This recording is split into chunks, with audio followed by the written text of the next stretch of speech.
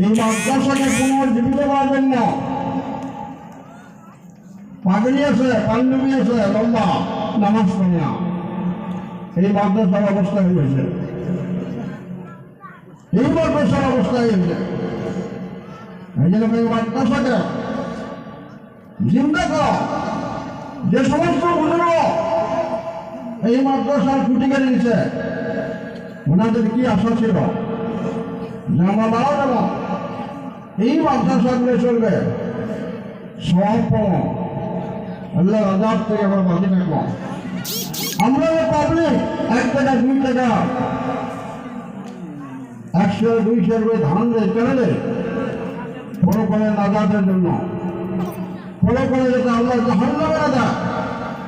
কিন্তু আজকে দেখা যায় চালা হয় মাদ্রাসা পড়া নাই, মাদ্রাসার ছাত্র নাই।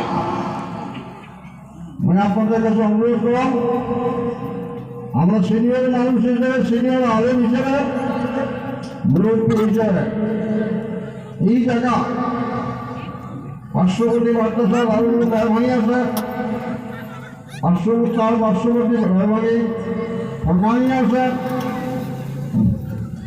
মাদ্রাসা পূর্ণ রূপ দেওয়ার জন্য ছাত্র দেন এবং ওস্তাদগুলা কেয়ার করে লক্ষ্য দেন যে ওস্তাদ খালি কালেকশন করবে না, পড়া পারবে, এটা লক্ষ্য দেওয়ার ব্যাপার।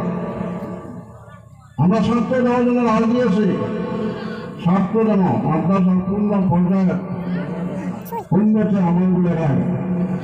কথাটা অনেকের ভালো লাগবে, অনেকগুলো বেয়া লাগবে। টিচার মিটার আসলে মানুষ ঠিক হয় না, টিচার মিটার আসলে মানুষ ঠিক হয় না।